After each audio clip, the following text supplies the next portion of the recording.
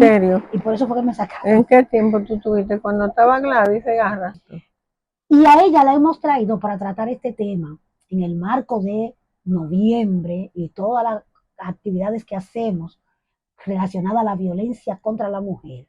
Pero queremos darle a este episodio un carácter más prospectivo, más propositivo. No queremos quedarnos, como siempre, en el tema de que somos las sufridas, de que somos las maltratadas. A ustedes les invitamos a que nos sintonicen este viernes a las 8 de la noche por nuestro canal de YouTube. Participen haciendo sus comentarios, dando sus opiniones y sobre todo denle me gusta, suscríbanse a nuestro canal de YouTube y compartan para que esto pueda tener el efecto que queremos. Tienen que sintonizarnos este viernes a las 8 de la noche por nuestro canal de YouTube.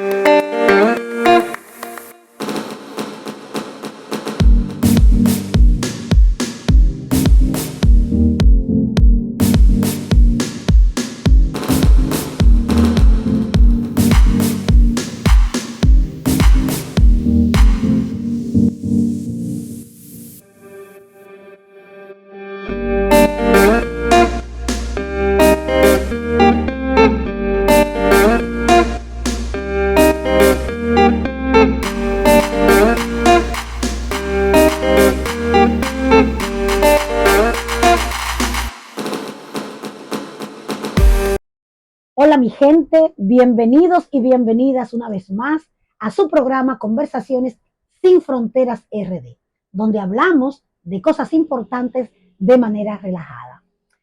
En este mes de noviembre estamos conmemorando, estamos trabajando con lo que tiene que ver con todo el tema de la violencia hacia nosotras las mujeres o contra nosotras las mujeres, que en República Dominicana las cifras de feminicidios son bastante altas.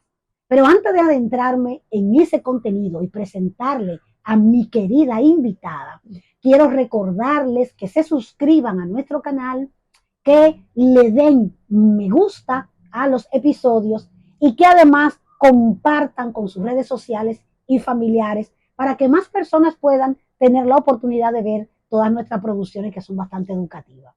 Pero también pedirle que le den a la campanita de notificaciones para que reciban todos nuestros episodios. También agradecerles infinitamente a toda la gente que se ha sumado a este proyecto y se ha suscrito y se conecta cada episodio para ver nuestras producciones. A esa gente que está en Estados Unidos y dentro de Estados Unidos, en Miami, Nueva York y en otros lugares de Estados Unidos, a quienes están en Alemania, que también nos sintonizan, los que están también en otras partes de Europa, como España, en Ámsterdam, etcétera, etcétera. A toda esa gente y sobre todo a nuestra gente que está en República Dominicana, muchísimas gracias. Bueno, y debo mencionar también a la gente que está en Cuba, que también ya desde Cuba nos sintonizan, desde Puerto Rico, desde Panamá, desde Brasil, Colombia. Óyeme, pero estamos totalmente internacional. Estoy haciendo memoria de toda la gente que me escribe, las amigas, los amigos que nos escriben desde esos lugares, que nos están sintonizando. A toda esa gente, muchísimas gracias por su sintonía. Estoy con una persona maravillosa y extraordinaria, que además, desde que la conocí, se convirtió, porque nosotras tenemos como esa situación, las mujeres, y es que nos hacemos amiguitas de una vez. Entonces, yo soy amiguita de ella. Y a ella la hemos traído para tratar este tema en el marco de noviembre y todas las actividades que hacemos relacionadas a la violencia contra la mujer. Pero queremos darle a este episodio un carácter más prospectivo, más propositivo. No queremos quedarnos, como siempre, en el tema de que somos las sufridas, de que somos las maltratadas, sino desde una perspectiva propositiva. Y yo creo que Carmen Durán, que es a quien tengo aquí, que es mi maestra, además de mi amiga, darle ese carácter de análisis a todo este tema de la violencia desde una mirada propositiva. que es lo que perseguimos. Pero antes, yo necesito que Carmen Durán se presente. ¿Cómo no? ¿Quién es Carmen Durán? ¿De dónde viene? Un poco hablarme así de sus ancestros que tienen una historia que pesa mucho en este país. ¿Cómo no? Marianela, para mí verdaderamente es un alto honor poder conversar con ustedes a través de esta propuesta alternativa de educación y de rescate del valor que en la historia dominicana y en la historia del mundo hemos tenido las mujeres, las que pensamos, como decía mi queridísima amiga Delta Soto, una referencia de lucha y una excelsa actriz dominicana, las mujeres que pensamos con cabeza propia.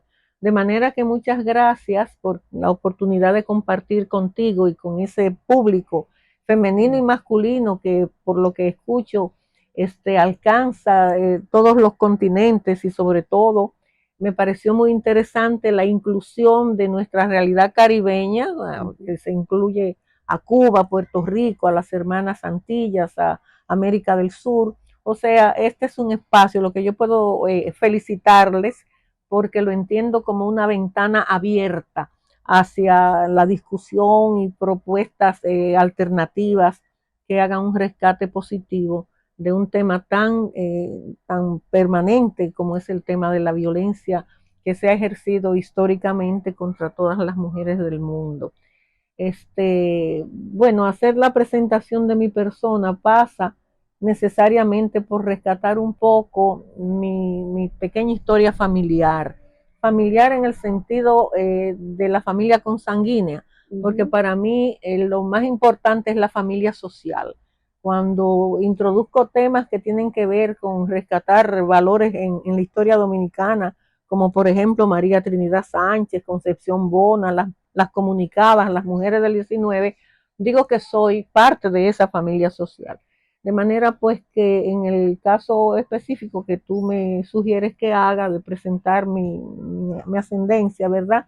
Mi padre fue Julio Raúl Durán García, un expedicionario de las gestas de Constanza, Maimón y Estero Hondo, murió en el desembarco en Maimón, motivo por el cual nunca tuvimos la certeza hasta después del ajusticiamiento de Trujillo de que él había participado en la expedición, porque los bombardeos de la aviación de Trujillo diezmó en mucho a esos expedicionarios que desembarcaron por Maimón.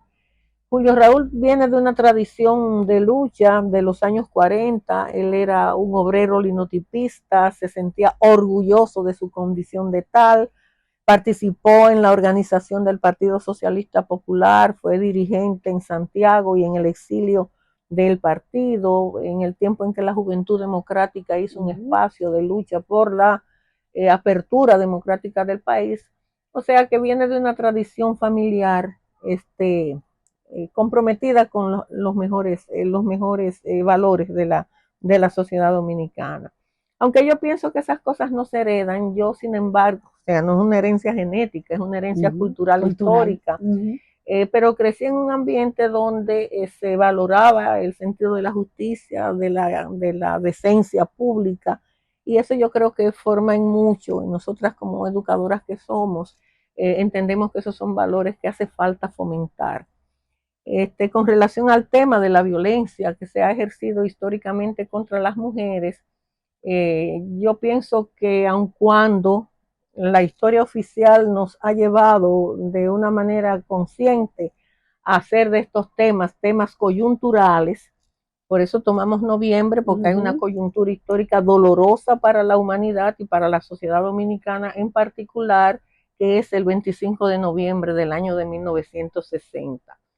Entonces, yo comparto contigo la idea de que la violencia es estructural, es una violencia que viene desde los tiempos más remotos, signada por el patriarcalismo y después afirmada y consustanciada por esa categoría histórica que entiendo que es la más violenta que ha conocido la humanidad, que es el capitalismo.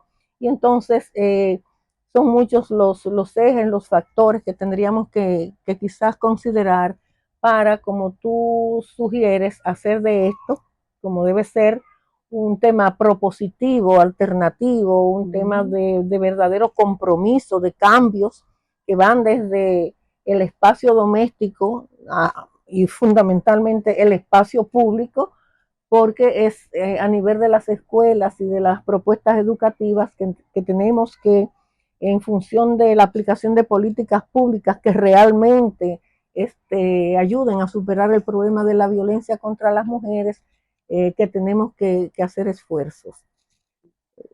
Tú lo sabes como yo, que hay instancias y hay hitos importantes que no debemos desconocer de esa lucha, de esa participación, pero también sabemos que ha habido un manejo, una manipulación consciente de los sectores interesados en que las mujeres ni pensemos con cabeza propia, ni tengamos el valor que como sujetos históricos nos corresponden. Hay una observa con respecto a la situación de la violencia, que se pone mucha energía de parte de la sociedad y de parte del Estado. Energía que viene desde los movimientos feministas, obviamente, porque eso no sucede por voluntad propia, claro, ¿no? Claro. De quienes dirigen. Pero uno observa también que se hace mucha inversión, se ha hecho mucha inversión y siente como que no se dan pasos tan, avances tan significativos con relación a la inversión que se ha estado haciendo.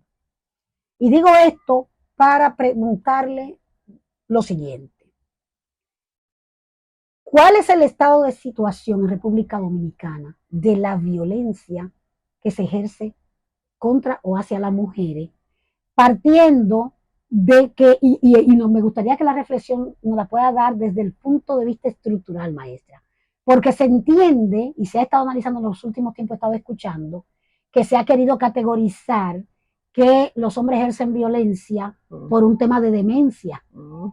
Y nosotras sabemos que ahí no hay nada de demencia, claro. O sea, ¿qué es lo que realmente, en términos estructural, de su famoso, de su famosa obra, que situar a la mujer, que no es cierto que la mujer está siempre detrás, que detrás de gran hombre siempre hay una gran mujer. Y él dice, bueno, esa es una reducción de la mujer a espaldar de silla, por ejemplo, ¿no?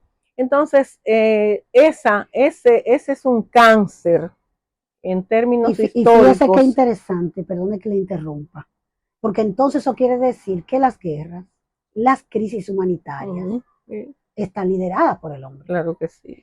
Dios, con esto que estoy diciendo no es que quiero ahora tipificar al hombre como un Satanás, sí, pero evidentemente que tiene responsabilidad. Cierto.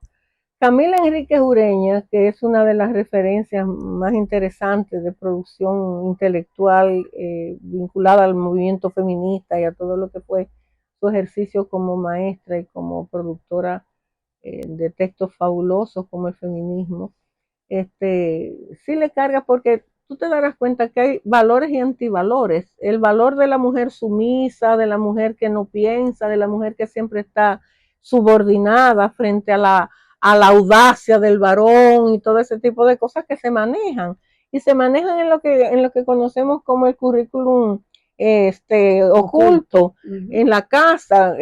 Por ejemplo, cómo se concibe que una madre justifique o unos padres justifiquen que la niña le tiene que lavar la ropa al hermanito, cuando todo lo contrario nunca se da. O sea, ya desde ahí hay una serie de conductas que culturalmente hay que ir superando, en términos de que la familia es un espacio de ejercicio democrático, también participativo. Entonces, ese contexto que usted nos da histórico, de cómo funciona el patriarcado y la violencia, trayéndolo un poco a como estamos ahora, las cifras de feminicidio se han disparado.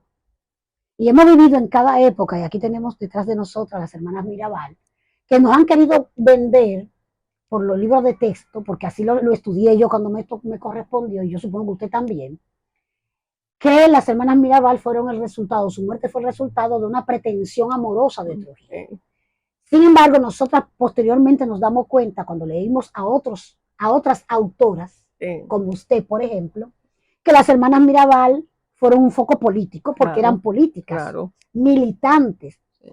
ideólogas del movimiento 14 de Así es. julio, que fíjese qué contradicción más interesante. Sí. Si bien es cierto que Manolo hizo su aporte, Mm, pero Minerva era la que reclutaba, sí, y iban los dos, pueblo por pueblo. Yo leí una obra que usted misma me facilitó sí. sobre Minerva, que fue a Dajabón, iba a Montecristi, a toda la zona norte, reclutando a los muchachos del movimiento. Cierto, Y ella era una de las que hablaba y se claro, posicionaba sobre la importancia de derrocar el régimen de Trujillo. Pero eso no lo dicen en los libros de historia claro que no. en este país.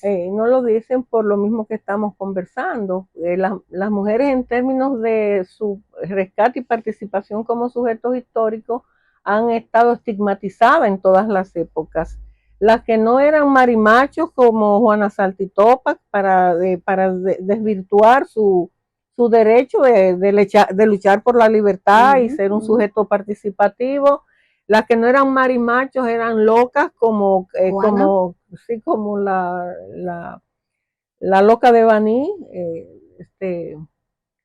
o si no, feministas, ese otro estigma, y lesbianas. O sea que siempre tenemos un estigma para el desconocimiento de nuestros valores como sujetos históricos participativos en las transformaciones de la sociedad. Entonces, Encarnación Mota era la de entonces, eso quiere decir que la lucha de las mujeres es una lucha política. Claro que sí, porque somos seres porque políticos también por naturaleza. Otro estigma que nos han plantado es el tema de la debilidad, de la fragilidad, de que sufrimos esa violencia por nuestra condición de débil, y para nada somos débiles. Para nada. No somos tan fuertes que traemos a la humanidad al mundo. Yo quisiera saber si esa es debilidad. La gran responsabilidad que atávicamente nos confieren las concesiones religiosas y míticas y biológicamente, porque tampoco parir es un designio de una. Parimos porque parimos, pero no somos mujeres porque parimos, somos mujeres porque somos mujeres, ¿no? O sea, no somos seres débiles, eso es lo que quiero decir.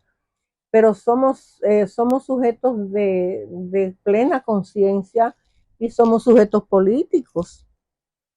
Cuando yo trabajo un poco el tema de las comunicadas del 19, que participan, irrumpen en el ámbito público, rompiendo los esquemas de la época, probablemente ellas no eran conscientes de que estaban haciendo un ejercicio político, porque entonces se bifurca lo patriótico y lo político. Entonces somos seres políticos. Eso que tú rescatas de Minerva, que es muy importante que se maneje, Marianela, por ese desconocimiento no ingenuo, sino de manera muy consciente, de situarla a ella como una mujer bonita que le gustaba a Trujillo y que bueno, él la acosaba porque Trujillo fue un acosador. O sea que la muerte de Minerva y sus hermanas fue un feminicidio. Claro que sí. Grave, porque fue un feminicidio desde el Estado. Político, fue un crimen político de Estado, claro que sí. Crimen y feminicidio. Sí. Por su característica. Sí. Crimen político de Estado como el de María Trinidad Sánchez y las mujeres que han sido víctimas de la violencia política y que han pagado con sus vidas por eso. Entonces, tanto como planteamos la dimensión y la raigambre del patriarcalismo como un cáncer para el desarrollo de la sociedad, que se expresa en lo que se escribe, en lo que se descubre, en lo que se hace cotidianamente, tenemos que reivindicar también la importancia histórica que tiene el movimiento feminista desde sus diferentes posiciones, como una revolución, porque es una revolución más, pienso yo, más profunda que una revolución social política, porque es desmontar el andamiaje del patriarcalismo, que como tú bien señalas, no solamente se hace, pero se hace con mayor énfasis en la sociedad que nos ha tocado sufrir, que es la sociedad capitalista, en cualquiera de las épocas, porque eso lo encontramos también en modelos de desarrollo social como el socialismo, y tenemos ahí espacios que son dolorosos, ¿verdad? Que si bien es cierto que tiene una mirada política más abierta, sí, pero pero cuando se trata de las mujeres también hay vestigios de ese patriarcado, ¿no? Claro que sí. Maestra, y volviendo al tema de noviembre.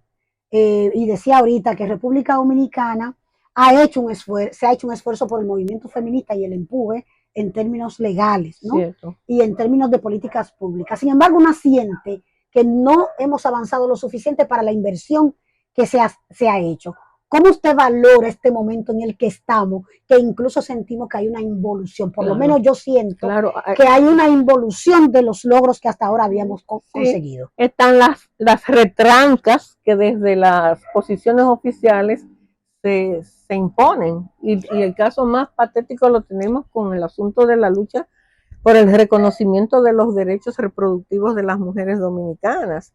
En alguna ocasión yo pongo quizás la comparación, puede ser un poco anacrónica, del derecho que tenían las mujeres de la sociedad taína sobre sus cuerpos, que tú sabes, y eso lo manejamos históricamente, que el primer mestizo del mundo, como fuimos el laboratorio para el proyecto colonizador europeo aquí en esta parte del mundo, es el resultado de la violencia ejercida contra las mujeres, porque los colonizadores violentaban a las indias. Y la violaban. Claro, entonces se registra históricamente, eso está documentado, que algunas mujeres taínas practicaban abortos para no tener la descendencia de un acto de violencia sobre ellas. O sea, tenían más derechos que las dominicanas de ahora sobre sus cuerpos, aparentemente.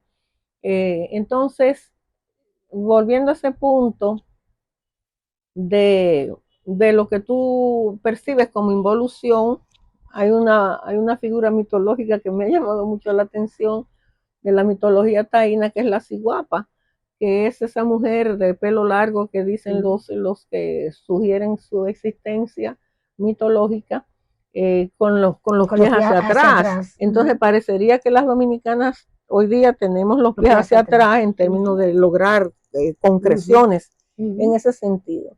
No obstante eso, no podemos verlo desde ese punto de vista totalmente negativo, porque de verdad que se han alcanzado determinados logros, no lo suficientes como por ejemplo, yo pienso que la existencia de las casas de acogida, en lugar de enorgullecernos, nos daría dar vergüenza. Claro. Porque cuando tú tienes que reducir a una prisión, porque es una prisión para preservar la vida de una mujer y su familia. Al final le estoy castigando a ella. Por favor. La estoy revictimizando. Claro, las casas de acogida tienen su función, pero si tú lo ves de este ángulo, es penoso que tengamos que tener casas de acogida. Que digamos que fue una medida que debió ser provisional, pero se ha convertido como en el objetivo. En el objetivo, sí.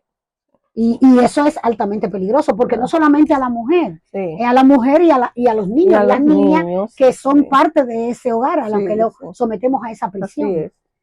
Sí, entonces está Marianela, este es un punto para, en términos de nuestra historia, hacer reflexiones todavía un poquito más profundas con relación a la conducta del hombre dominicano.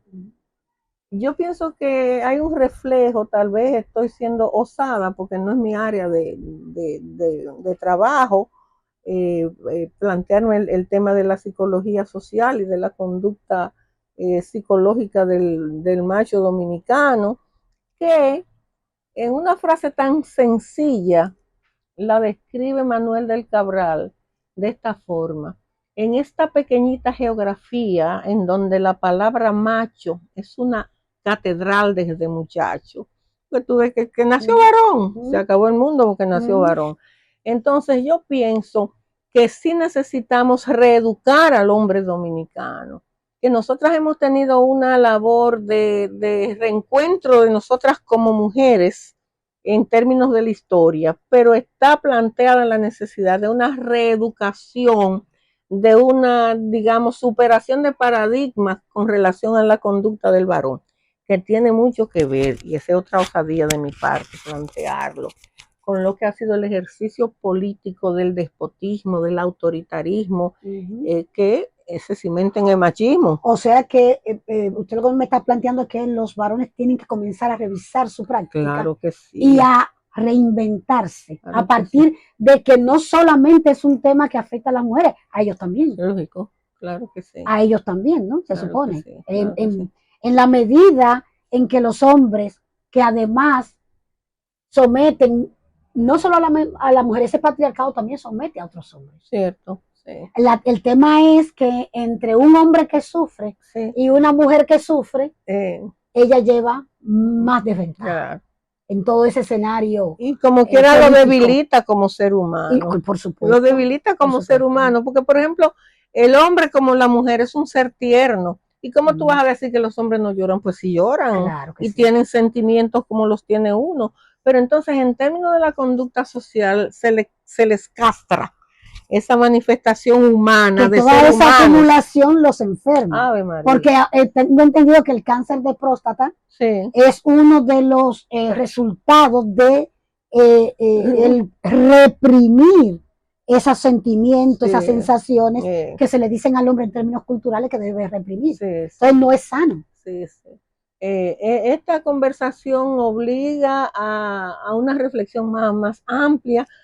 Vuelvo y rescato contigo la significación de la fecha que catapulta a nivel mundial, o sea, siendo un hecho dramático de la historia política dominicana y específicamente referido a la condición de la mujer, la catapulta a nivel mundial con el reconocimiento del 25 de noviembre como la fecha de la no violencia contra las mujeres, o sea que hasta en eso hemos sido pioneras. Así es. Yo quiero para que usted nos dé un mensaje así como final, pero antes, usted ha escrito varios libros, una Sí, buena cantidad de libros. Algunos yo lo he leído y me fascinan. Usted es una mujer visionaria, que no se limita solamente a a recoger la historia dominicana, sino que la ve con una perspectiva también de ver a la mujer dentro de ese contexto histórico. sí, Este es un material que publicó el Ministerio de la Mujer, que sí, por cierto tiraron pocas ediciones, sí, yo no tengo ninguna, yeah, pero es un tema que yo le decía a usted antes de este programa, detrás de cámara, que debe ser recogido y convertido en un material didáctico pedagógico para el sistema preuniversitario, para el Ministerio de Educación, sí, porque recoge muy bien esa historia sí. con la participación de las mujeres. A partir de todas esas producciones que usted ha hecho, maestra, y de lo que estamos viviendo en este momento, ¿cuáles serían sus reflexiones que usted pudiera decirle a ese público que está ahí, joven y también no tan joven? Sí, ¿Cómo usted entiende, sin querer dar una receta, porque no la hay, claro. que debemos nosotras y la sociedad dominicana pensar esta nueva realidad y qué cosas hacer? Porque a veces nos sentimos como un poco ahogados, ¿no? En toda esta maraña de cosas. Yo pienso que es una reflexión permanente, así como decía Renan, que la nación es un plebiscito permanente, ¿no? Estos temas de reeducar y de educarnos son temas permanentes, porque como tú bien señalas, y eso dialécticamente es entendible, no hay recetas definitivas y en las ciencias sociales con más vera. Y pienso que pasa por la necesidad de un enfoque de la necesidad, valga la redundancia, de educarnos y reeducarnos con relación al tema de la igualdad y de la equidad y del respeto de la mujer como sujeto social y del hombre como sujeto social, en tanto constructores ambos del desarrollo de la sociedad. Pero pienso que hemos superado muchas cosas en términos conductuales, incluso, Marianela, que tiene que necesariamente que romper con esos paradigmas tradicionales del machismo, de que yo soy el proveedor, de que yo soy el que resuelve, porque de hecho no puede resolver solo. Ninguna persona puede hacer nada sola, por eso somos seres Y menos sociales en una economía como la que como tenemos. la que tenemos. Entonces, cosas como culturalmente aceptadas hace unos años, ya yo pienso que no, de que el joven adolescente cuando llegaba a la edad adolescente, el padre lo llevaba a conocer el sexo a través de una relación mercurial, ¿entiendes? O sea, hay muchísimos valores que hace falta todavía insuflar en la juventud. Y Como esto es una cuestión aprendida, como usted bien señala, una conducta aprendida, que se refuerza en las escuelas. Viene en la familia, que es el primer escenario Sí. de socialización, y sigue en las escuelas. Usted es una catedrática universitaria. ¿Cuál sería la cosa que usted entiende que debe hacerse desde el nivel superior Sí. de la universidad, que es también quien forma a quienes van a formar a los centros educativos? Claro. Ahí hay como un tema pendiente, ¿no? Un tema pendiente y de permanente preocupación, porque las estructuras oficiales de la educación son definitivamente androcéntricas, o sea, reconocer, y lo vemos en las instancias de tomas de conciencia y de posiciones que se ocupan. Tuvimos una primera rectora, la doctora Emma Polanco, pero la pobre mujer, supongo yo, que tendría muchas dificultades con una estructura rodeada de varones. Completamente. Entonces, asumir posiciones de poder, eso es parte de lo que las mujeres que tenemos la preocupación por un cambio de mentalidad, por romper con esos paradigmas, tenemos que ir asumiendo. Y este programa tuyo, Conversaciones sin Fronteras, yo pienso que es una, vuelvo y reitero, una ventana abierta, porque este es un tema recurrente de la preocupación cotidiana, de ir superando todas estas trabas que hacen que estemos en estas condiciones. Y con relación al tema de los feminicidios, hay un elemento completamente dramático que lo he estado conversando y que ustedes lo conocen, que es cuando un sujeto mata a la mujer y mata a los hijos, o mata a los hijos y no mata a la mujer, es una manera de castigarla por la vía de ese sufrimiento. Entonces, pienso que no solo en términos de la educación oficial, formal, sino de otras instancias como son las denominaciones religiosas, que son fundamentalmente patriarcales. La feligresía, por ejemplo, de la Iglesia Católica, básicamente es de mujer. Claro. Y esa concesión de dominio sobre el cuerpo de la mujer, sí, que se promueve desde los mismos escritos bíblicos. Claro. Claro. Así que el hombre es la mujer debe obediencia al hombre, sí, sí, y que el hombre tiene el poder sobre ella. Es la culpable del pecado original, además, porque ella lo provocó. O sea, nos generan toda una carga de responsabilidades desde que nacemos. Ella lo provocó, como la justificación de la violación de cualquier adolescente por cómo se viste, ella lo provoca, porque ella es la que está incitándolo. O sea, es una cuestión. O sea, y todo eso nos lleva al plano cultural y educativo. Maestra, al final de cuentas, porque eso se enseña, eso. Los niños y las niñas no nacen sabiendo eso. Claro que no. Los niños y las niñas lo aprenden de nosotras y de ellos. Cierto. ¿Sí? Sí. De lo que le enseñamos. Entonces eso necesariamente pasa por un proceso de desestructuración, claro, desde la formación. Claro. Que sí, como los hogares tienen tantas debilidades, sí, porque son niñas, sí, que años atrás fueron embarazadas, sí, no le podemos pedir que ellas eduquen, claro, como se debe. Claro. Entonces, el Estado ahí tiene que intervenir, obviamente. Debería intervenir. Pero bueno, tenemos un Estado de hombres, sí, para los hombres y por los hombres. Entonces, a esos hombres, justamente, mírelo para allá, maestra, a esos hombres, dígale dos palabras más para cerrar, de lo que usted entiende que esos hombres deben asumir. Sí, porque es a ellos que hay que hablarle, claro, hay que trabajar con los varones. Hay que trabajar con necesariamente ellos, para que lo comprendan. Hay que trabajar y se ellos trabajen a sí mismos. Claro que sí. ¿Qué usted le diría a esos hombres que están ahí? Bueno, lo primero que le diría es que su condición esencial es de ser humano, que por ahí se marcan las pautas para el desarrollo igualitario de la sociedad, de convivencia y de respeto a las mujeres y a su vida.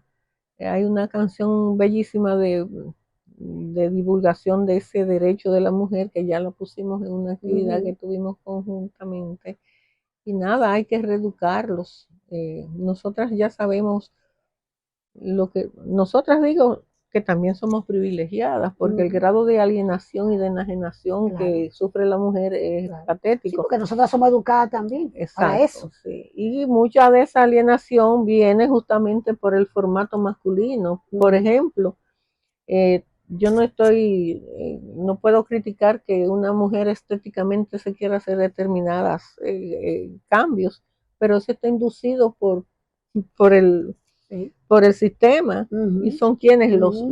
los médicos, los estetas, los que te ponen a tener el seno para... Que la mayoría son varones. Exacto, y además te lo hacen Eh, para que el sí. compañero, tu marido, tu pareja... Sería bueno levantar hacer un levantamiento de quiénes son los que hacen la cirugía. La mayoría son Sí, varones, ¿eh? varones, sí, pero el público es femenino. Claro, el Y pero público es femenino. para qué se hacen esas mujeres Claro, aquellas claro. cosas? Para mantener el Esa marido. cosmética que le lleva Yes. muchos recursos a ese Sí, sistema sí, capitalista, sí, sí, ¿eh? sí, sí. Entonces, hombres, a ustedes decirle, primero agradecer a la maestra por esta conversación, que es breve, maestra, porque el programa es de poco tiempo, pero que es muy profunda. Sí. Y en esa brevedad usted ha dejado tantas cosas para la reflexión, Bueno. que esperamos que los hombres y las mujeres también que nos ven, les llegue este mensaje. Tenemos que trabajarlo y ver a la otra persona como ser humano, no más que eso. Claro. Estamos hablando de seres humanos, de personas. Y en la medida que seamos capaces de vernos y trabajarnos desde nuestras propias prácticas y modificar eso para que tengamos una mejor sociedad, porque al final de cuentas, de lo que se trata es de tener mejores sociedades, donde todos y todas podamos tener igualdad de derechos y de oportunidades y mejores condiciones. Con eso lo dejamos para la reflexión. Escriban, recuerden escribir y comentar en este episodio, que por ahí también le vamos a estar dando respuesta sobre estas interesantes temas tan interesantes que la maestra Carmen Durán, con esa capacidad que solo ella tiene, nos ha desarrollado en este momentito. Muchas gracias por sintonizarnos y nos vemos en un próximo episodio.